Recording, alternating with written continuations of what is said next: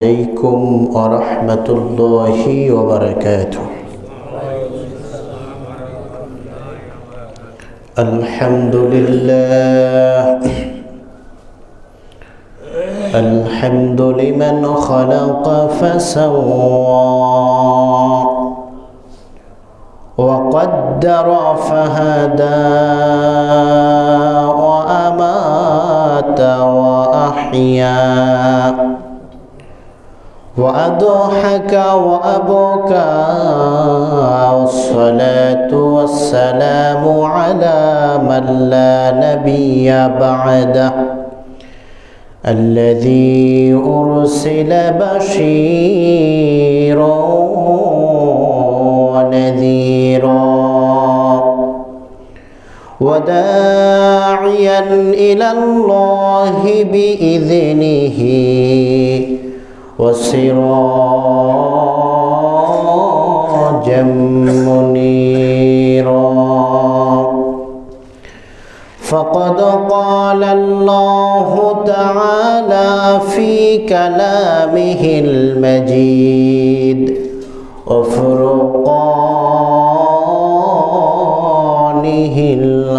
الحميد: أعوذ بالله من الشيطان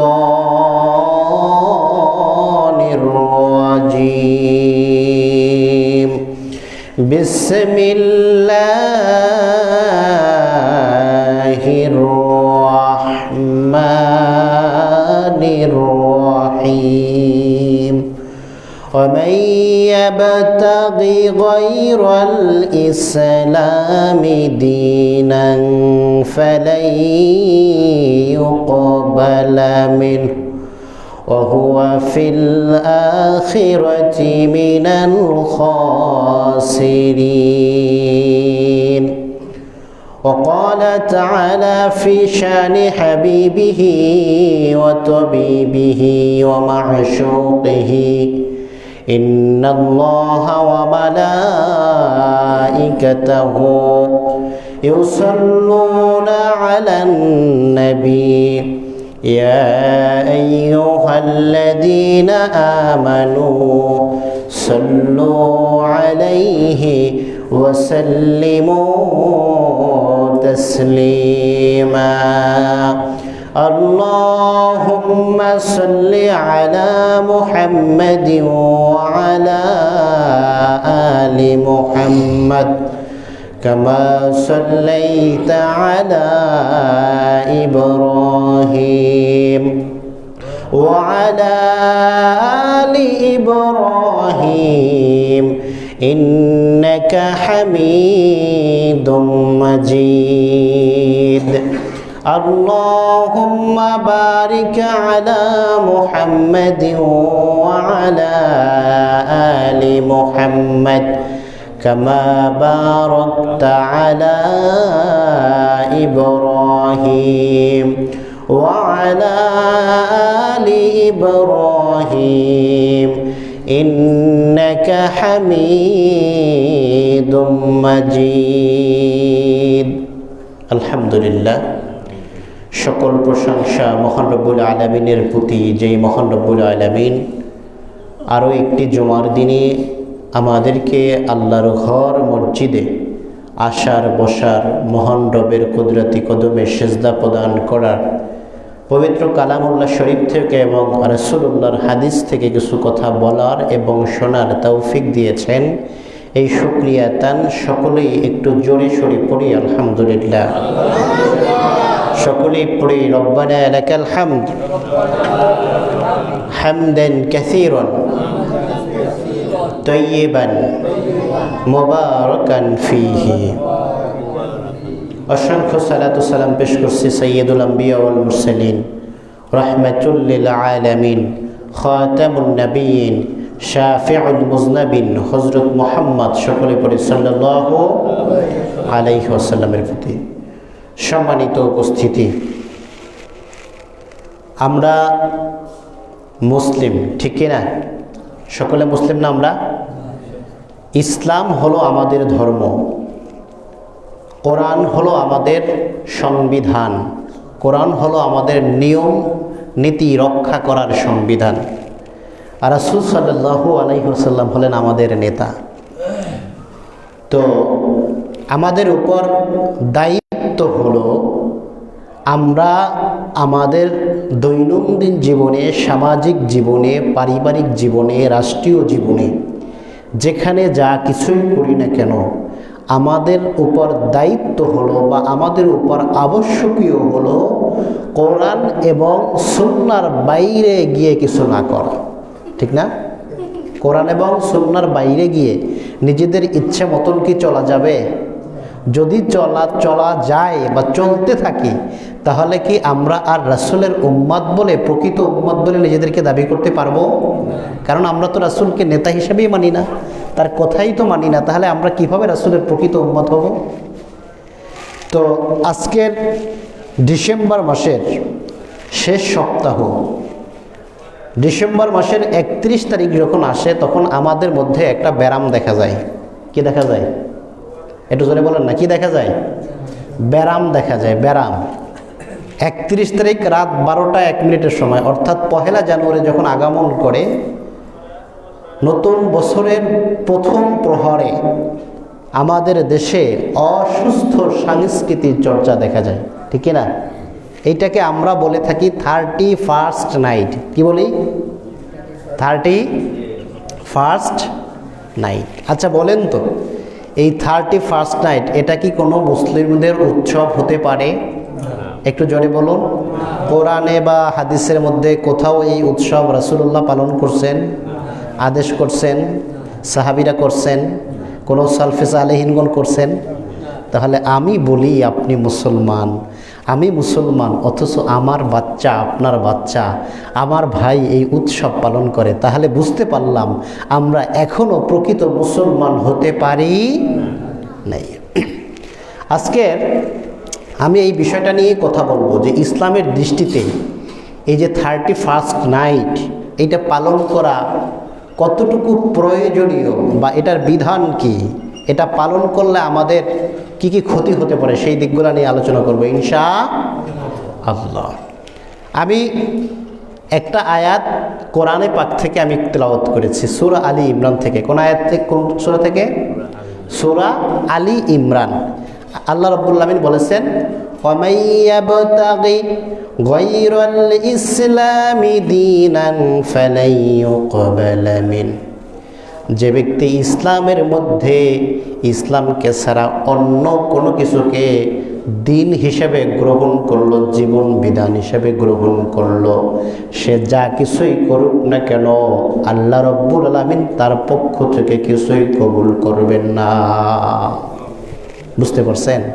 তাহলে ইসলামের বাইরে গিয়ে, ইসলামের বাহিরে আপনি যা কিছুই গ্রহণ করুন না কেন, সেটা কে কবুল করবেন না? শুধু আল্লাহ কবুল করবেন না বলে থামে নাই, ওয়াহুয়া ফিল আখিরাতি মিনাল খাসিরিন। আখিরাত দিবসে সে দেখবে তার কিছুই নাই, তার সব কিছু আছে, ক্ষতি ছাড়া আর কিছুই নাই। সে ক্ষতির সম্মুখীন হবে, ক্ষতিগ্রস্তদের সম্মুখীন হবে, এমনভাবে ক্ষতিগ্রস্ত হবে দুনিয়ায় যত আমল পর্যন্ত করেছে দেখবে কোনো কিছুই তার অবশিষ্ট নাই, ঠিক না? তাহলে ইসলামের বাইরে আমরা অন্য কোনো কিছু চাইলেও গ্রহণ করতে পারবো না। বুঝতে পারছেন? এটা কার নির্দেশনা? আল্লাহর নির্দেশনা। এখন আমরা বলবেন, হুজুর আমাদের তো অনেক সময় অনেক কিছু বোঝানো হয় বা এই সকল বিষয়ে আমাদের কথা বলতে আগে অনেক বেগও পেতে হয়েছে। দেখা যাচ্ছে 1 বৈশাখের মঙ্গল শোভাযাত্রার বিরুদ্ধে মসজিদের খতিব সাহেব ওয়াজ করেছেন, পুলিশ এসে খতিব সাহেবকে ধরে নিয়ে গেছে। এরকমের ঘটনা বাংলাদেশে ঘটে নাই? কেন ধরে এনেছে? বাঙালি সংস্কৃতির বিরুদ্ধে খতিব সাহেব বক্তৃতা দিয়েছেন। আচ্ছা আপনি বলবেন, কোনো সংস্কৃতি যদি ইসলামের বিরুদ্ধে অবস্থান নেয়, সেইটার পক্ষে কি আমরা অবস্থান নেব? একটু জোরে বলুন না, এটার পক্ষে কি আমরা অবস্থান নেব না? বরং এটা থেকে বিরত রাখা হচ্ছে আমাদের দায়িত্ব। এই কথাগুলো যদি আমরা না বলি, তাহলে আমরা আলেমরাও নবীর প্রকৃত ওয়ারিস হতে পারলাম না। আমার বন্ধুগণ, একটু জেনে নেই যে সাধারণত যে এই 31st নাইট এটা কিভাবে আসলো, বা আমরা যেই সালটাকে ইংরেজি সাল বলি, কি সাল বলি? আসলে এই সালটা ইংরেজি না, এটা একটা শুভঙ্করের ফাঁকি। কিসের ফাঁকি? শুভঙ্করের ফাঁকি। এই সালটা আসলে ইংরেজি সাল না। ইংরেজি সাল বলতে পৃথিবীতে কোনো সাল নাই। কি নেই? ইংরেজি সাল বলতে কোনো সাল নেই। পৃথিবীতে বর্তমান যে ক্যালেন্ডার প্রচলিত রয়েছে, একটা হলো হিজরি ক্যালেন্ডার, একটা হলো গ্রেগরীয় ক্যালেন্ডার বা খ্রিস্টাব্দ, আর একটা হলো বঙ্গাব্দ। একটা হলো কি? এই তিনটা সালের ভিতরে সবচেয়ে প্রাচীন যেটা বর্তমানে, সেটা হলো এই যে খ্রিস্টাব্দ। কোনটা?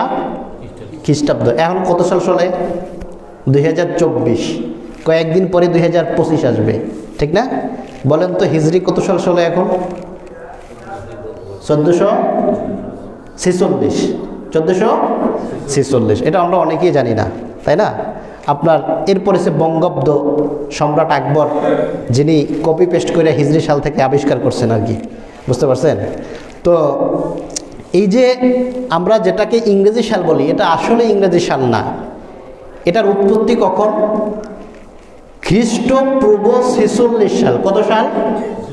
খ্রিস্টপূর্ব, অর্থাৎ ঈসা আলাইহিস সালামের জন্মেরও 46 সাল আগে একজন সম্রাট ছিল, নাম ছিল সম্রাট জুলিয়াস সিজার। নামটা মুখস্থ করবেন। কি নাম? সম্রাট জুলিয়াস সিজার। তার নাম অনুসারে সৌর বছরের হিসাব করে তিনি একটা ক্যালেন্ডার প্রচলন করেন বা একটা বর্ষপঞ্জি প্রচলন করেন, যেটার নাম হচ্ছে জুলিয়ান ক্যালেন্ডার। কি নাম? জুলিয়ান। কার নাম অনুসারে? সম্রাট জুলিয়াস সিজার।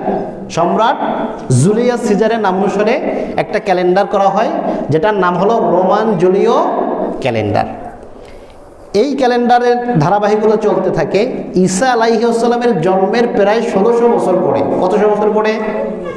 1600 বছর পরে 1582 খ্রিস্টাব্দে। 1582 খ্রিস্টাব্দে তৎকালীন খ্রিস্টানদের পোপ মানে ধর্মযাজক অষ্টম গ্রেগর। কি নাম? অষ্টম গ্রেগর। 1582 খ্রিস্টাব্দে অষ্টম গ্রেগর তিনি এই যে রোমান জুলিয় ক্যালেন্ডার, এটাকে সংযোজন বিয়োজন করে একটা নূতন ক্যালেন্ডার আবিষ্কার করেন, যেটার নাম হয় গ্রেগরীয় ক্যালেন্ডার বা ক্রিস্টিয়ান ক্যালেন্ডার। কি নাম? গ্রেগরীয় ক্যালেন্ডার বা খ্রিস্টীয় ক্যালেন্ডার বা খ্রিস্টাব্দ। তো এইটা হলো মূলত খ্রিস্টাব্দ। ঈসা আলাইহিস সালামের জন্মের 1582 বছর পরে এই ক্যালেন্ডার আবিষ্কার করে। একটা হলো খ্রিস্টানদের একটা ক্যালেন্ডার। কাদের? খ্রিস্টানদের। নাম হচ্ছে কি? খ্রিস্টাব্দ। তা এটা ইংরেজি কোনো কথা আছে যেটা ইংরেজি সাল? কথা বলেন। নাই। আমাদেরকে বোঝানো হচ্ছে আসলে এটা ইংরেজি সাল। আসলে এটা ইংরেজি সাল না, বরং এটা হলো গ্রেগরীয় ক্যালেন্ডার, অর্থাৎ খ্রিস্টান পোপের নাম অনুসারে যেই আমরা যেই সালটা বলি ইংরেজি সাল, এটা হলো গ্রেগরীয় সাল বা খ্রিস্টাব্দ। এটা কোনো ইংরেজি সাল না, বরং এটা হলো খ্রিস্টানদের একটা বর্ষপঞ্জি। কিন্তু আস্তে আস্তে আমাদের মগজের ভিতরে এটা ঢুকিয়ে দেওয়া হচ্ছে যেটা ইংরেজি সাল। আমরা দেখবেন বিভিন্ন কাগজপত্রে লেখি খ্রিস্টাব্দ, খুব কম মানুষই লেখে। লেখে কি? ইংরেজি। 2024 ইংরেজি, 2025 ইংরেজি, এই কথাগুলো লেখে না। আসলে কি এটা ইংরেজি সাল? তাহলে এটা কাদের ক্যালেন্ডার বলেন? এই সালটা কাদের? খ্রিস্টানদের। বুঝতে পারছেন? এই কারণে আপনারা জেনে অবাক হবেন, বর্তমানে ইসরায়েল ইহুদি রাষ্ট্র না?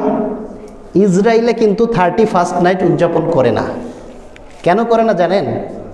কারণ এটা হলো খ্রিস্টানদের তৈরি একটা ক্যালেন্ডার, এই অনুসারে তারা 31st নাইট উদযাপন করে না।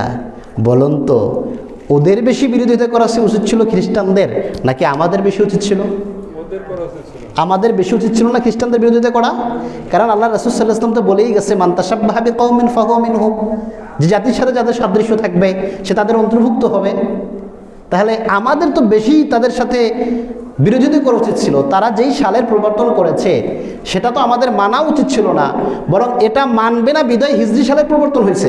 আপনার ইতিহাস ঘেটে দেখুন, হযরত ওমর রাদিয়াল্লাহু তাআলা আনহুর খেলাফতের সময় সব সাহাবীদেরকে নিয়ে যারা গুরুত্বপূর্ণ সাহাবী মিটিং বসছেন, ওমর রাদিয়াল্লাহু তাআলা আনহুকে বলছেন, হুজুর আমিরুল মুমিনিন, আপনি যখন আমাদেরকে রাষ্ট্রীয় ফরমান জারি করেন তখন ওইটাই এই গ্রেগরীয় ক্যালেন্ডারের নাম লেখা থাকে, এত তারিখ এত খ্রিস্টাব্দ এইটা লেখা থাকে।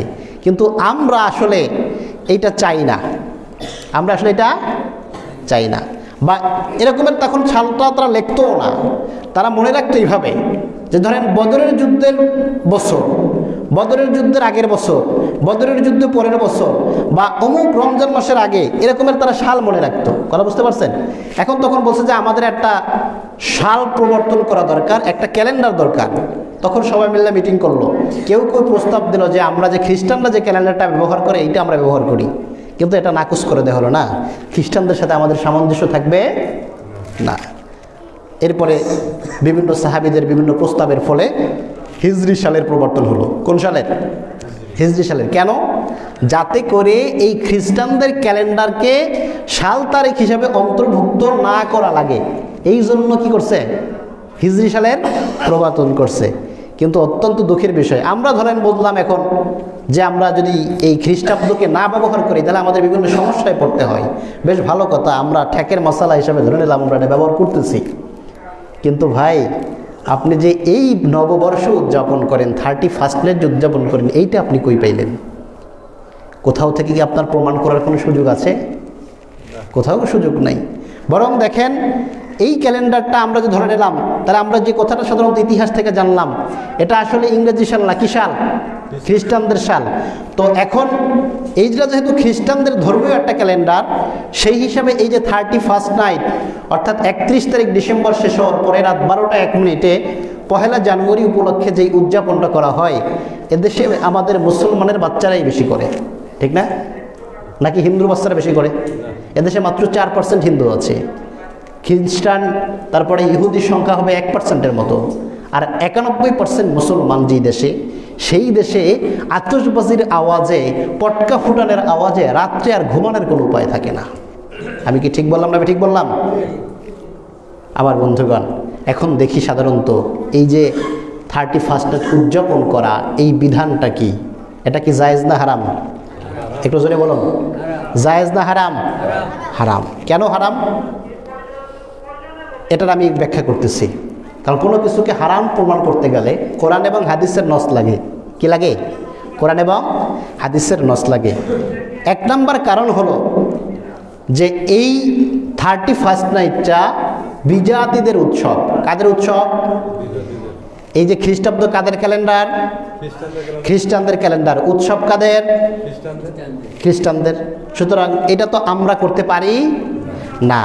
আল্লাহ রাব্বুল আলামিন কোরআনের মধ্যে বলেন, লিকুল্লি জাআলনা মিনকুম শিরআতাও ওয়া মিনহাজা ওয়ালাউ শাআআল্লাহু লাজআলাকুম উম্মাতাও ওয়াহিদা। আল্লাহ রাব্বুল আলামিন কোরআনে হাকিমের মধ্যে বলেন, লিকুল্লি জাআলনা মিনকুম শিরআতাও ওয়া মিনহাজা, তোমাদের প্রত্যেকটা জাতির জন্য আমি তৈরি করেছি আলাদা আলাদা শরীয়ত, আলাদা আলাদা বিধান, আলাদা আলাদা পথ পদ্ধতি। আল্লাহ রাব্বুল আমিন বলেন, ওয়ালাউ শাআল্লাহ, আল্লাহ যদি চাইতেন, লাজআলাকুম উম্মাতাও ওয়াহিদা, একটা জাতিতেই সকলকে বানাতে পারতেন। কিন্তু আল্লাহ রাব্বুল আলামিন সকলকে আলাদা আলাদা জাতিকে কেন সৃষ্টি করলেন? লিয়াবলুয়াকুম ফীমা আতাকুম। আল্লাহ রাব্বুল আলামিন বলেন, তিনি যা পাঠিয়েছেন এইটা দিয়ে পরীক্ষা করার জন্য আল্লাহ রাব্বুল আলামিন একই জাতিতে না বানিয়ে ভিন্ন ভিন্ন জাতিতে আল্লাহ রাব্বুল আলামিন বানিয়েছেন। কারা তার ইবাদত করে, কারা তার থেকে মুখ ফিরিয়ে নেয়, কারা তার ডাকে সাড়া দেয় এবং কারা পৃষ্ঠ প্রদর্শন করে, এইটা দেখার জন্য। বুঝতে পারছেন? তাহলে আল্লাহ রাব্বুল আলামিন প্রত্যেকটা জাতির জন্য আলাদা আলাদা কি শরিয়াত। মুসা নবীর উম্মতের শরিয়াত এক রকমের, আমাদের শরিয়াত এক রকমের, ঠিক না? হযরত ইউসুফ আলাইহিস সালামের সময় মানুষকে সেজদা দেওয়া, সম্মানসূচক সেজদা দেওয়া জায়েজ ছিল না হারাম ছিল? জায়েজ ছিল না? ইউসুফ আলাইহিস সালামের ভাইয়ারা ইউসুফ আলাইহিস সালামকে সেজদা করে নাই? করছে। এখন যদি কোনো ব্যক্তি বলে যে ইউসুফ আলাইহিস সালামের ভাইয়ারা, মা বাবাও তাকে সেজদা করছে, এখন আমরা সেজদা করব আমাদের পীর সাহেবকে, আমাদের মাজারে গিয়া, তাহলে চলবে? কথা বলেন, এই শরিয়াত কি চলবে না ওটা বাতিল হয়ে গেছে? কোরআন আসার সাথে সাথে কোরআনের শরীয়ত চলবে। মুহাম্মদুর রাসূলুল্লাহ সাল্লাল্লাহু আলাইহি ওয়াসাল্লাম আগমনের সাথে সাথে পূর্বের যত শরীয়ত ছিল সবগুলো কি হয়ে গেছে? বাতিল হয়ে গেছে। আমার বন্ধুগণ, আল্লাহ নবী সাল্লাল্লাহু আলাইহি ওয়াসাল্লাম বলেন, মান তাশাব্বাহা বিকওমিন ফাহুয়া মিনহুম, যাদের সাথে সামঞ্জস্যতা থাকবে, মিল থাকবে, সে তাদের অন্তর্ভুক্ত। সুতরাং আমাদের যদি উদযাপনে খ্রিস্টানদের সাথে মিল থাকে, মুসলমান নাম আব্দুর রহমান হয়ে আব্দুল কাদের হয়েও, গরুর গোশত খেয়েও, 5 ওয়াক্ত নামাজ পড়েও খ্রিস্টানদের অন্তর্ভুক্ত হওয়া লাগবে। বুঝাইতে পারলাম? যদি সামঞ্জস্যটা কাদের সাথে থাকে? খ্রিস্টানদের সাথে থাকে। কথা বুঝতে পারছেন? এই করে আমি ইতিহাসটা বলে নিলাম যে এই ক্যালেন্ডার মুসলিমদের ক্যালেন্ডার না, এই উদযাপনটাও মুসলিমদের না, এটা হলো খ্রিস্টানদের উদযাপন। সুতরাং কোনো মুসলমানের বাচ্চা যদি এই উদযাপন করে, সব খ্রিস্টানদের অন্তর্ভুক্ত। কথা কি ক্লিয়ার? আচ্ছা, দেখেন এরপরে কয়েকটা রেফারেন্স দিলে আপনাদের মাথায় খুব ক্লিয়ার হয়ে যাবে। আল্লাহর নবী সাল্লাল্লাহু আলাইহি ওয়াসাল্লাম মক্কা থেকে যখন মদিনায় গেলেন, মদিনার ইহুদিরা 2টা উৎসব পালন করত তখন। একটা নাম ছিল নওরোজ, কি নাম? আর একটার নাম ছিল মেহেরজান। এই নওরোজ ছিল একটা বর্ষবরণ উপলক্ষে একটা অনুষ্ঠান করত, নববর্ষ উপলক্ষে। আর একটা বসন্ত বরণ উপলক্ষে একটা অনুষ্ঠান করত। এই 2টা গজবই বাংলাদেশে আছে না নাই? কথা কয় না। বর্ষবরণ আছে না নাই? বসন্ত বরণ আছে না নাই? আছে না? ফাগুনের আগুন ঝরা দিনে এসো, এরকমের আছে না নাই? আছে। এই 2টা উৎসব পালন করতে দেখলেন। আল্লাহ নবীর কাছে এসে সাহাবায়ে কেরাম বললেন, ইয়া রাসূলুল্লাহ, ইয়া হাবিবাল্লাহ, আমাদের তো কোনো উৎসব নেই। আল্লাহ রাব্বুল আলামিন মুসলমানদের জন্য উপহার স্বরূপ 2টা উৎসব দিলেন। একটা হলো ঈদুল ফিতর আর একটা হলো ঈদুল আযহা। কেন দিলেন? ওদের বিরোধিতা করার জন্য। ওদের অনুষ্ঠানে যা হয় মুসলমানদের অনুষ্ঠান রকমের হতে পারে। মুসলমানদের অনুষ্ঠান শুরু হবে আল্লাহর নাম নিয়ে, শেষ হবে আল্লাহর নাম নিয়ে। কিন্তু অত্যন্ত দুঃখের বিষয় হলো যে যাদের বিরোধিতা করার জন্য আল্লাহ রাব্বুল আলামিন ঈদুল ফিতর দিলেন, ঈদুল আযহা দিলেন। আমাদের মুসলমানের বাচ্চারা ঈদুল ফিতরের মধ্যে, ঈদুল আযহার মধ্যে বক্স ঢুকাইয়া ওদের মতো করে না, ঠিক কিনা? তাহলে আল্লাহ রাসূল সাল্লাল্লাহু আলাইহি ওয়াসাল্লাম কেন দিলেন? ওদের বিরোধিতা করার জন্য 2টা বিধান দিলেন আল্লাহ, ঈদুল ফিতর, ঈদুল আযহা। কেন দিলেন এটা? যেন তারা আর বসন্ত বরণ না করে, বর্ষবরণ তারা যেন না করে। তো যারা বসন্ত বরণ করবে, যারা বর্ষবরণ করবে, ওদের তো আর ঈদের দরকার নাই, ওরা ওইটাই করুক। ঈদের দরকার আছে ওদের? কিসের ঈদ তোদের? তোরা তো এখনো ইহুদিদের কালচারে অভ্যস্ত, খ্রিস্টানদের কালচারে অভ্যস্ত, তোদের ঈদ কিসের? আমার বন্ধুগণ, 2 নম্বরের একটা রেফারেন্স দিই। রোজা রাখা কি ভালো কাজ না খারাপ কাজ? জোরে বলেন, ভালো কাজ না খারাপ কাজ? ভালো কাজ। আল্লাহ নবী সাল্লাল্লাহু আলাইহি ওয়াসাল্লাম যখন মদিনায় গেলেন, ইহুদিরা 10ই মুহররম রোজা রাখতো। কোন দিন? একটু জোরে বলুন না, আপনাদের কি কথা বলতে কষ্ট হয়? কোন দিন রোজা রাখতো? মুহররমের 10 তারিখ। কয় তারিখ? 10 তারিখ। আশুরার রোজা, আশুরার রোজা। আল্লাহ নবী সাল্লাল্লাহু আলাইহি ওয়াসাল্লাম জিজ্ঞেস করলেন, তোমরা কেন এই দিন রোজা রাখো? বলে, ইয়া রাসূলুল্লাহ, এই দিন আল্লাহ পাক রব্বুল আলামিন আমাদের নবী হযরত মূসা আলাইহিস সালামকে ফেরাউনের হাত থেকে রক্ষা করেছেন, তাই আমরা এই দিন খুশি হয়ে রোজা রাখি। সুবহানাল্লাহ। কি করি? খুশি হইয়া রোজা রাখি। আল্লাহ নবী সাল্লাল্লাহু আলাইহি ওয়াসাল্লাম বললেন, ওয়া আনা আহাক্কু ওয়া আউলা বিমূসা, আমি তো সবচেয়ে মুসার কাছাকাছি, আমি তো বেশি হকদার, সুতরাং আমরাও এই দিনে রোজা রাখা শুরু করলাম। সাহাবায়ে কেরামকে একজন প্রশ্ন করলো, ইয়া রাসূলুল্লাহ, ইয়া হাবিবাল্লাহ, আপনি তো বলেছেন মান তাশাব্বাহা বিকওমিন ফাহুয়া মিনহুম, যে যাদের অনুসরণ করবে সে তাদের অন্তর্ভুক্ত হবে। ইয়া রাসূলুল্লাহ, ইহুদিরা 10 তারিখে রোজা রাখে, আমরাও কেন 10 তারিখে রোজা রাখবো? আল্লাহ নবী সাল্লাল্লাহু আলাইহি ওয়াসাল্লাম বললেন, আগামী বছর যদি আমি বেঁচে থাকি তাহলে রোজা আমরা একটা রাখবো না, রাখবো 2টা। সুবহানাল্লাহ বলতে ইচ্ছা করে না? কয়টা? কয়টা রাখবা? 2টা। কেন? ইহুদিরা ওই দিন রোজা রাখে একটা, এই জন্য তাদের বিরোধিতার জন্য আল্লাহ রাসূল সাল্লাল্লাহু আলাইহি ওয়াসাল্লাম বললেন, আগামী বছর যদি আমরা বাইসা থেকে রোজা রাখবো কয়টা? 2টা। দেখেন, রোজা রাখা ভালো কাজ না খারাপ কাজ? একটা ভালো কাজ। তারপরও আল্লাহ রাব্বুল আলামিনের রাসূল চাইলেন না ইহুদি খ্রিস্টানদের সাথে সামঞ্জস্য রাখতে, অথচ আমার আপনার ছেলেমেয়েরা, আমার আপনার ভাই ব্রাদার বোনেরা অত্যন্ত পরিতাপের বিষয়, যেইটার মধ্যে কোনো কল্যাণ তো নেই বরং অকল্যাণে ভরা, সেইটা উদযাপনের জন্য এই ঢাকার শহরে কোনো অভাব থাকে না। ঠিক না ঠিক? এরপরে দেখেন 2 নম্বর কারণ হলো, 1 নম্বর তো কারণ গেল যে এটা হলো খ্রিস্টানদের সাথে সামঞ্জস্যপূর্ণ, খ্রিস্টানদের উৎসব, তাই এটা পালন করা হারাম। 2 নম্বর কারণ হলো এখানে অশ্লীলতা আছে না নাই? কথা কয় না? 31st নাইট উপলক্ষে আমাদের দেশের যুবক যুবতীদের যে অবাধ মেলামেশা হয়, কত জাহান্নামের আসামি না জানি ওই দিন তৈরি হয়ে যায় বাংলার জমিনে। জেনা ব্যভিচারে লিপ্ত হয়ে যায়, কনসার্টে লিপ্ত হয়ে যায়, মদ নারী, এইগুলো নিয়ে আমাদের দেশের যুবক যুবতীরা ব্যস্ত হয় কি হয় না? 31-এর অবস্থা সব তাহাজ্জুদ পড়ে মনে আছে। আপনারা যেরকম একদম চুপ করে বসে আছেন, না হুজুর আপনি কথাটা সত্য বলেন নাই, আমাদের ছেলেমেয়েরা যখন 31 আসে তখন তাহাজ্জুদের নামাজ পড়তে থাকে নাকি? কি করে? পার্টি করে, মদ নিয়ে আসে, বিয়ার নিয়ে আসে, এরপরে নারী নিয়ে আসে, ফুর্তি করে কি করে না? কথা বলেন, এরকমের চলে কি চলে না? অবশ্যই চলে। আল্লাহ রাব্বুল আলামিন বলেন, কুল ইন্নামা হাররামা রাব্বিয়াল ফাওয়াহিশা মা যাহারা মিনহা ওয়া মা বাতান। আল্লাহ রাব্বুল আলামিন বলেন, নবী হে আপনি বলে দিন, নিশ্চয়ই আল্লাহ পাক রব্বুল আলামিন হারাম করেছেন প্রকাশ্য এবং অপ্রকাশ্য যত অশ্লীলতা আছে সব আল্লাহ রাব্বুল আলামিন হারাম করেছেন। সুতরাং 31st নাইটে যেই রকমের অশ্লীলতা হয় সেটাকেও হারাম করেছেন কে? কে হারাম করছেন? আল্লাহ রাব্বুল আলামিন হারাম করছেন। এরপরে দেখেন আল্লাহর নবী সাল্লাল্লাহু আলাইহি ওয়াসাল্লাম বলেন, সিনফানে মিন আহলিন নার লাম আরাহুমা, 2টা জাহান্নামের গোত্র আছে, জাহান্নামের 2টা দল আছে যারা জাহান্নামে যাবে, লাম আরাহুমা, কিন্তু আমি নবী তাদেরকে এখনো দেখি নাই। অর্থাৎ রাসূলের সময় এই 2টা দল আসে নাই। আল্লাহ নবী বলছেন, ভবিষ্যৎবাণী করে গেছেন যে ভবিষ্যতে 2টা দল আসবে যারা হবে জাহান্নামী, কিন্তু আমি রাসূল তাদেরকে দেখি নাই, মানে অর্থাৎ এখন আসবে। এখন দেখবেন এই দলটা চলে আসছে। হাদিসটা বললেই বুঝবেন যে আল্লাহ রাসূল 1400 বছর আগে বলে গেছেন, অথচ দল 2টা এখন চলতেছে। 1 নম্বর হলো কওমুম মাআহুম সিয়াতুন কাআযনাবিল বাকার, এমন একটা গোত্র হবে যাদের হাতে গরুর লেজের মতো চাবুক থাকবে। কি থাকবে? গরুর লেজের মতো চাবুক থাকবে। ইয়াদরিবুনা বিহান নাস, তারা মানুষকে এই চাবুক দ্বারা অন্যায়ভাবে মারবে। এই রকমের দল বাংলাদেশে আছে না নাই? বলেন, আপনি মায়ের কেন খাইছেন এটাও জানেন না, এরকম ঘটনা ঘটছে কি ঘটে না? কথা বলেন। অনেক মানুষ প্রাণ দিয়ে দিয়েছে, কেন মারছে?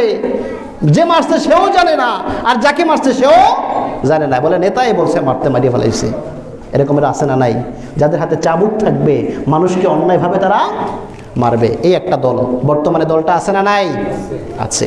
2 নম্বরে আল্লাহ নবী বললেন, অনিসাউন কাসিয়াতুন আরিয়াতুন, আর এক দল হলো ওই সকল মহিলারা কাসিয়াতুন আরিয়াতুন, যারা পোশাক পরবে কিন্তু তারপরে উলঙ্গ থাকবে।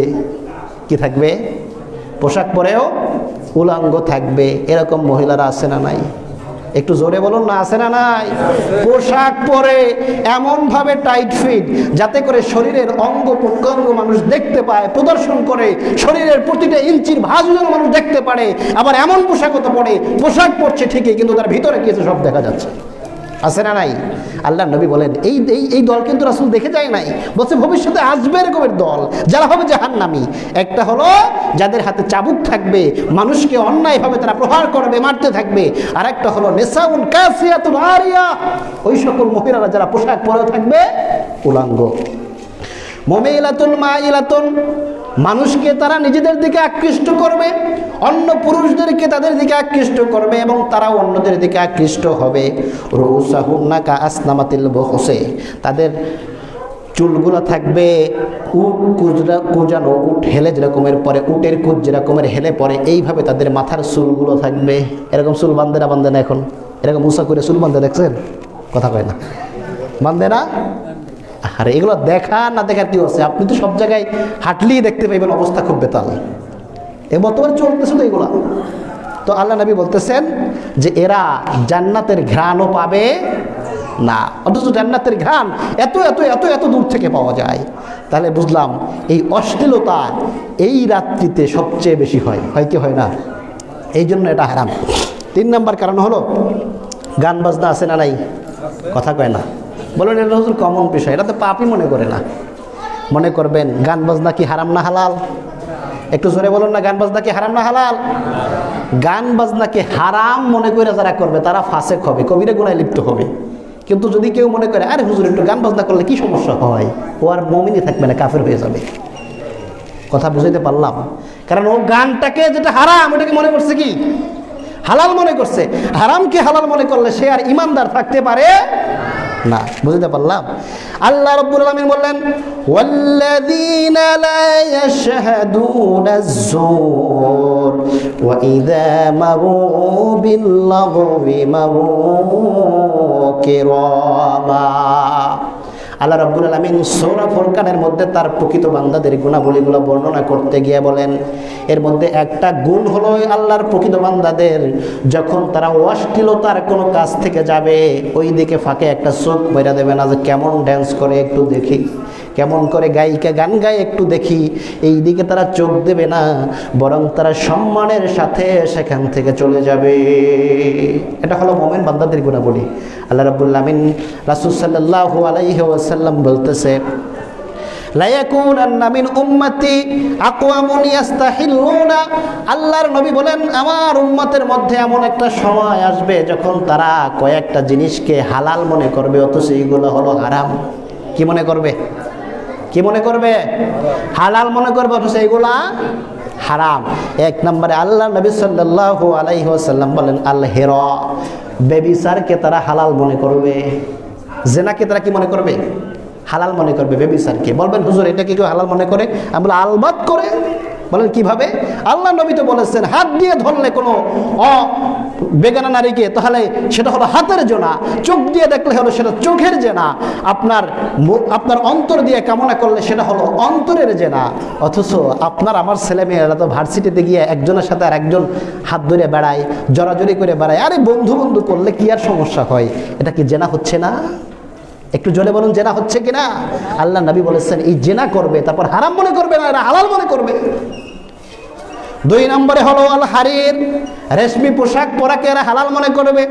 3 নম্বরে হলো আল খামরা, মদ পান করাকে তারা হালাল মনে করবে তো সেইগুলো হারাম না হালাল? হারাম, কিন্তু এরা হালাল মনে করবে। এরপরে আল্লাহ নবী বললেন ওয়াল মাআযিফ, আর বাদ্যযন্ত্রকে তারা হালাল মনে করবে। নাউযুবিল্লাহ। এখন দেখেন আপনি যদি বলেন আমার বন্ধু তুমি গান শোনো না, বাদ্যযন্ত্র করো না, তখন আবার এরা আবার দলিল দেয়। কি দেয়? কথা কয় না, কি দেয়? দলিল দেয়। ওই যে আপনার কি জানি গান বলে ভুলেও গেছে এই মুহূর্তে, অনেক সময় শোনা যায় যে প্রেম কইরাছেন ইউসুফ নবী যার প্রেমে জোলাইখা প্রেমী। নাউযুবিল্লাহ। এরকমের তারা দলিল উপস্থাপন করে, নবীদের নামেও তারা মিথ্যাচার করতে দ্বিধাবোধ করে না। কথা বুঝতে পারছেন? তাহলে আল্লাহ নবী বলছেন যে আমার উম্মতের মধ্যে এমন একটা সময় আসবে কিছু জিনিস যেগুলো আছে হারাম তারা মনে করবে কি হালাল। একটা হলো বেভিচার, 2 নম্বর রেশমি পোশাক, 3 নম্বর মদ, 4 নম্বর হলো বাদ্যযন্ত্র। আল্লাহ রাব্বুল আলামিন আমাদেরকে এটা থেকে হেফাজত করুন, জোরে বলেন আমিন। আর একটা শেষ কথা, এই জিনিস আমাদের কি হয়, প্রচুর পরিমাণে অপচয় হয়। কি হয়? অপচয় হয় না? এই পটকা ফুটানোর, এই রকমের পার্টি করা, এগুলা কি সওয়াবের কাজ না গুনাহের কাজ? এই পথে যত অর্থ ব্যয় হবে সেটা কি সওয়াবের জন্য হবে না গুনাহের জন্য হবে? এটা কি অপচয় নাকি প্রয়োজনীয় হবে? অপচয় না? আল্লাহ বলছেন ইন্নাল মুবাযযিরিনা কানু ইখওয়ানাশ শায়াতিন, যারা মুবাজ্জির, যারা অপব্যয়কারী, তারা কার ভাই? শয়তানের ভাই। কার ভাই? শয়তানের ভাই। আমার বন্ধুগণ, শুধু তাই নয়, এই পটকা ফুটানোর কারণে বাংলাদেশের রেকর্ড আছে যেই পরিমাণে 31শে ডিসেম্বর রাত্রে 31স্টে যেই পরিমাণে শব্দ করা হয়, অনেক বাচ্চা শিশু মারা গেছে। আছে না? গত বছর আপনার মেট্রো রেলে ফানুস পরে বন্ধ ছিল কয়েকদিন, তারের উপর ফানুস পরে হয়েছে কি হয় নাই? তাহলে এগুলো কি মানুষকে কষ্ট দেওয়া না মানুষকে সুখের সংবাদ দেওয়া? এটা মানুষকে কষ্ট দেওয়া। আল্লাহ ঘোষণা দেন, ওয়াল্লাযীনা ইউযুনাল মুমিনিনা ওয়াল মুমিনাত বিগাইরি মাকতাসাবু ফাকাদ ইহতামালু বুহতানান ওয়া ইসমান মুবিনা। আল্লাহ রাব্বুল আলামিন বলেন, যারা অন্যায়ভাবে বিনা কারণে কোনো মুমিন কিংবা মুমিন নরনারীকে কষ্ট দেয়, আল্লাহ রাব্বুল আলামিন বলে বিনা কারণে মুমিনদেরকে কষ্ট দেওয়ার কারণে তারা স্পষ্ট পাপের বোঝা তারা বহন করবে। নাউযুবিল্লাহ। আল্লাহ নবী সাল্লাল্লাহু আলাইহি ওয়াসাল্লাম বলেন, মান সালিমাল মুসলিমুনা আল মুসলিমু মান সালিমাল মুসলিমুনা মিন লিসানিহি ওয়া ইয়াদিহি। প্রকৃত মুসলমান হলো সে, প্রকৃত মুসলিম হলো সে যার হাত থেকে এবং যার মুখ থেকে মানুষ নিরাপদ থাকে। আপনি ফানুস উঠাইলেন, মেট্রো রেলের তারে পড়ে দিয়া মেট্রো রেল বন্ধ হয়ে গেল। আপনি ফানুস উড়াইলেন, অন্য একজনের বারান্দায় গিয়া ওড়না পড়ে গেল, ঘরে আগুন লেগে গেল। আপনি পটকা ফুটাইলেন, হার্টের রোগীরা স্ট্রোক করে মারা গেল। আপনার পটকার আওয়াজে ছোট্ট ছোট্ট বাচ্চারা ঘুমের ঘরেই মৃত্যুবরণ করে নিল। বলেন তো আপনি কি উপকার করলেন না ক্ষতি করলেন? কি করলেন? ক্ষতি করলেন। সুতরাং আপনার হাত দিয়া যখন মুসলমানরা নিরাপদ হতে পারল না, মানুষ যখন নিরাপদ হতে পারল না, আল্লাহর নবীর ভাষায় আপনি এখনো মুসলমান হতে পারেন না।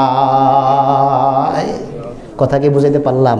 তাহলে শেষ কথা আমরা টানলাম, আজকের যে আমরা 31st নাইটের উপর যে আলোচনাটা করলাম, এইটা কি করা জায়েজ না হারাম? একটু জোরে বলুন না, জায়েজ না হারাম? তাহলে হারাম হলে কি করব? এইটা আমরা বেশি বেশি করব নাকি করব? বন্ধ রাখবো। মনে রাখবেন, যত যুবকরা এখানে আছো, একটা যুবকও এই কাজে অংশগ্রহণ করবো না। রাজি আছেন ইনশাআল্লাহ? সবাই বলো রাজি আছো তো ইনশাআল্লাহ? বরং নিজের বন্ধু বান্ধব ছোট ভাইকে ফিরিয়ে রাখবো ইনশাআল্লাহ। রাজি আছেন সবাই? যারা পরিবারের দায়িত্বশীল আছেন, এই এলাকায় আমি আশা করি না, বিশেষ করে যারা আমার মুসল্লি আছেন, তাদের কোনো বাড়ির ছাদ থেকে পটকা ফুটবে এটা আমি আশা করি না। কারণ আজকের পরেও যদি আপনারা এটা করেন, তাহলে আপনারা প্রকাশ্যে জ্ঞান নিয়ে তারপরে জ্ঞানকে অপমানিত করার সামিল করলেন। এবং এ ব্যাপারে আপনার পারপর কোনো সুযোগ নাই যে আমি জানতাম না, বিষয়টা জানানো হলো, কোরআন হাদিস থেকে দলিল উপস্থাপন করা হলো, তারপরেও যদি আপনি করেন, তাহলে আর আমার কিছু বলার নাই। ইনশাআল্লাহ আমরা সকলে বিরত থাকবো তো? একটু জোরে বলুন না, বিরত থাকবো তো ইনশাআল্লাহ? আমার বন্ধুগণ, আমার আলোচনা